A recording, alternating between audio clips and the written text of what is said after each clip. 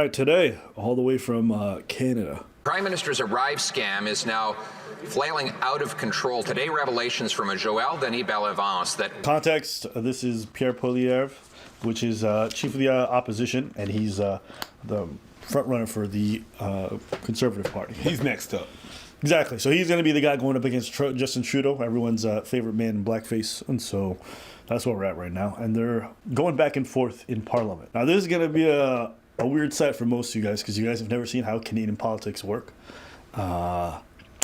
It's interesting. One Arrive scan company received $250 million in contracts. If you don't know what Arrive Can is, during that cough period, right, with the pandemic. The cough period. Yeah. During that China virus, okay. During that period. China. What happened was they developed an app which essentially would track whether or not you were vaccinated, whether or not you had the right to travel, et cetera, et cetera. And so the app came out, everyone had to use it. It was basically like your passport in and out of the country. That's the app they were talking about, and now there's some funding issues that they're trying to get to the bottom of, hence what he's talking about. One Arrive scan company received $250 million in contracts. Let's get this straight. It's a company with 4 employees, headquartered in the basement of a tiny cottage. They got IT contracts, even though they admit they do no IT work. $250 million. WTF. Here, here.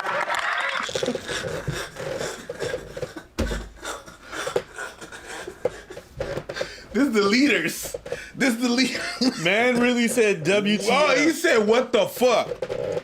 He really said WTF out loud like a teenage valley girl. Yeah. That's crazy. OMG, WTF. Like, what's going on? Canadian politics really makes me cringe. Anyways. If you're wondering why everyone behind them claps, that's just the way it works. Like a bunch of fucking penguins at the fair. Everybody just gets up clapping after their leader claps. I mean, the USA got WWE. We have this. Yeah. I don't know what it is. The man can just get up there and say, fart, fart, noise, noise. Fart, fart, noise, noise. Yo, it is.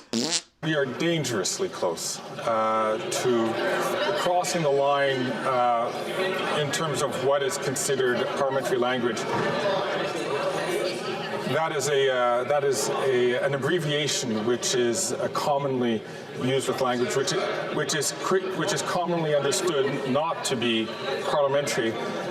I'm going to ask the honourable opposition leader, please, to withdraw that comment and to use parliamentary language, please. Where's the funds?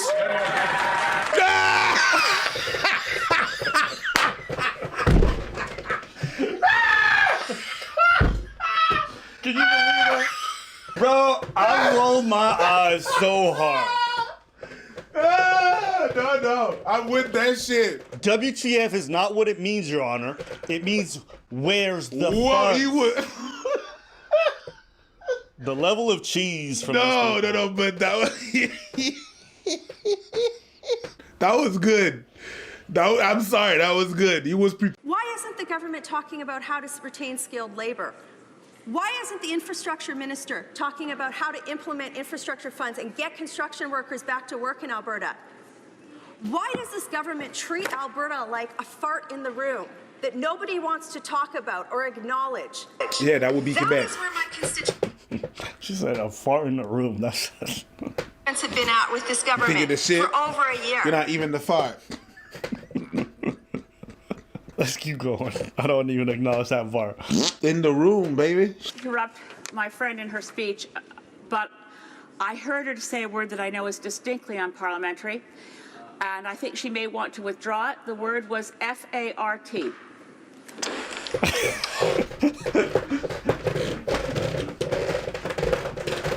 That's why I hate these people.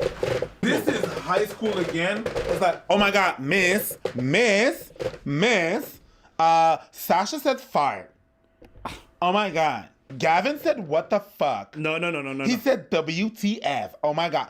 Miss. Bro, she thought the word she thought the word was so bad. She couldn't even say No, I'm not gonna say fart. I use the word flatulence. Shut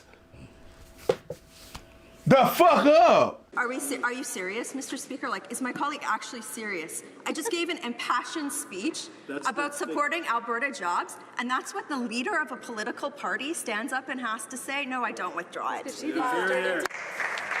Yeah, I'm not sorry because Gavin's a fart.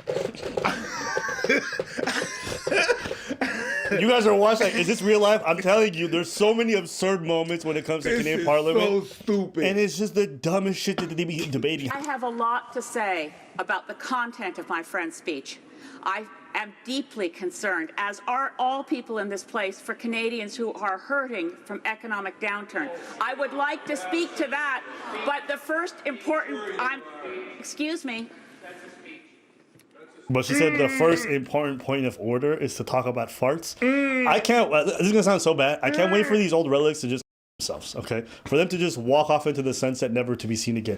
These older politicians who waste their time talking about what words are acceptable while people are struggling with their finances. This is actually the stuff that be turning me off so much from politics half the time. And I've never used language that was unparliamentary, not once. And I recognize my friend's passion, but I do not forgive, nor do I accept. We looked up on page 619. Oh my God, for real, if you don't shut this shit off. No. Oh my God. People these people are paid. People want us to cover. Paid. People want us to cover more Canadian politics. I'll tell you exactly why I don't. Oh my God. I hate these people so much. Do you understand what the fuck just happened? Let me tell you what happened. They went and looked if the conversation they were having, i.e. the word fart,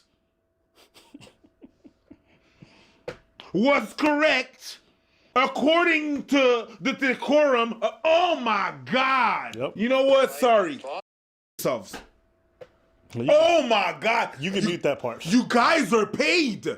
Jesus. In dealing with unparliamentary language, the Speaker takes into account the tone, manner, and intention of the member speaking, the person whom the words at issue were directed, and it goes on. What I'm going to say is that sometimes in this chamber, passion takes over and it gets kind of heated, and sometimes we say things out of order or things that may not be parliamentary. This is a speech that you give to kindergarten kids, and now he's giving that to adults. No, Abba, we're gonna use your words, okay? Now you're gonna calm down. Sometimes you're passion. You see what you feel over here, right here? Okay, buddy, that's passion.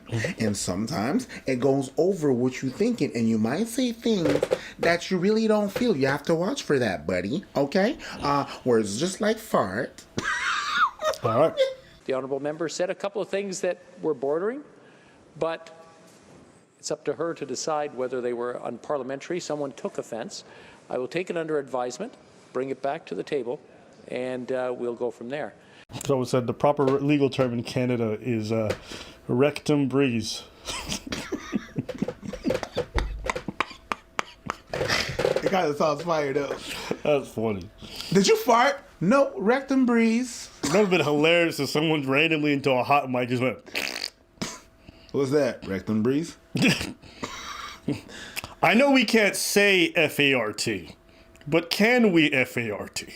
That's the thing. We're nothing but taking nothing but Alberta like a in the room. I think that would be fine. That's unparliamentary. What? I didn't say it. What? I just made a noise. I just made a rectal breeze.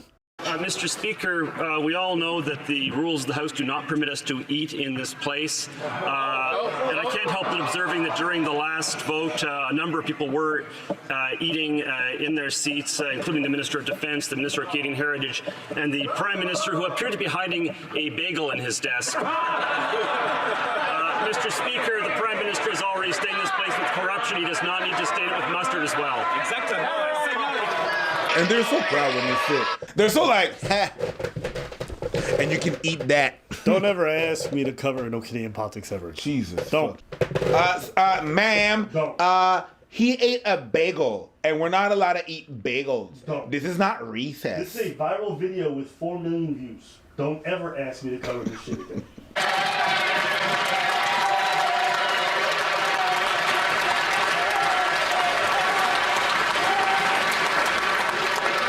Where's the fun? You can't be real life. Just sometimes you watch this stuff, you're like, No, it's crazy. these are the people leading us. Yeah. During the time of pandemic, the government rightly did everything it could to keep Canadians safe and keep them protected. But of course, even in the most trying times, perhaps especially in the most trying times, all the rules need to be followed. Justin Trudeau's such a robot. He's such a fucking bot. Every time you're like, Justin Trudeau, where are the funds? Listen, my government during the pandemic made every precaution possible to ensure that every Canadian has safe passage in and out of their homes. And we did that by ensuring a multitude of things, including diversity. Now, our record will show that we are good at our job. Where's the money? Listen, I only did blackface in high school. Now, there's a reason why humans can move forward. Humankind, people kind, can move forward and not have to. It's like, nigga, answer the question. He's never gonna answer the. He never answers the question. He never does. And people keep wondering, like, how is someone so unpopular constantly winning? And it's just because, honestly, the opposition. It's because the opposition is dog shit. Up and down. Who was the guy before this? Do you remember? That's what I'm saying. I remember like a vague face. I said up to now. Yes. And so that's how this guy's been in power for what, 10 years? So I agree. It was 8. I agree. Yeah. Like, people put him there because he looked good. People reelected them because he wanted to legalize weed, and then nothing else. Fair. Losing money and money and money. That's what it was. I think his name also helps. Yeah. It's kind of like the Kennedy name. The Trudeau name has a really good report. because his dad was one of them. But we don't have 2 terms like in America either. No, you could stay as long as you're getting elected. True. A company that had never before received contracts from the federal government started getting an avalanche of contracts just 3 weeks after this prime minister took office. The company, in fact, got $250 million for IT, even though it admits it doesn't do IT. It has 4 employees and has a headquarters in the basement of a cottage. $250 million? For a company with 5 employees. Jesus fucking Christ. Run out of somebody's cottage. Jesus. It's very suspicious. Very, very suspicious. And the thing is, having lots of government contracts isn't weird. Going from having none to having a lot is. Especially if you're not the most reputable company. Right after someone gets elected, you not having a history of doing what you get money for, that's weird. It's not they don't have a history. They don't have a history with the government. And the government's just not inclined to switch night overnight to all of a sudden. They have a process. Whenever you want to get a government, you have to go through a bunch of different checks and balances to make sure that you can handle it. And then the trust system expands from there. It doesn't just go straight to that amount of money. So the amount of money that they've gotten as a result is kind of crazy. Obviously an unacceptable situation, which is why the relevant authorities are fully investigating exactly what went on here, particularly highlighted by the Auditor General's recent report. This is an issue we need to continue to understand and make sure that the rules are being followed, make sure that our procurement practices across government are respectful of taxpayer money. For this one company, which boasts on its website that it is now Ottawa's fastest growing company. No doubt about that when they're having their faces stuffed with tax dollars by this Prime Minister. Why is it that when Canadians are starving in food bank lines, the Prime Minister finds $250 million for his friends? Obviously, the relevant authorities need to follow up on this and get to the bottom of exactly how this unacceptable situation happened. In the meantime, on this side of the House, we're going to continue to focus on making life more affordable for Canadians. That's a long word. There's a lot of words to say. I don't know what happened. Do I believe him? No clue. It's also important to note that this didn't happen just since the pandemic. The funding that they received spans over 8 years, I think, since he got elected. And so it's not $250 million just in the pandemic period. They were getting contracts before. Does that make it substantially better? No. There's still a lot of red flags in regards to how this thing and how these people got $250 million. But yeah. I mean, listen, we'll see how the investigation goes. But yeah, that's Canadian politics. We want you guys to get a taste of what we got up here. Anything else? Shut that shit off. If you'd like to actually laugh and have a good time, we got our second channel, Apple Preach on the Floor, where you can go and get some laughs, Jubilee, The Button, Moment of Truth, all that good stuff. Go check it out. We got a bunch of videos. God check out. damn.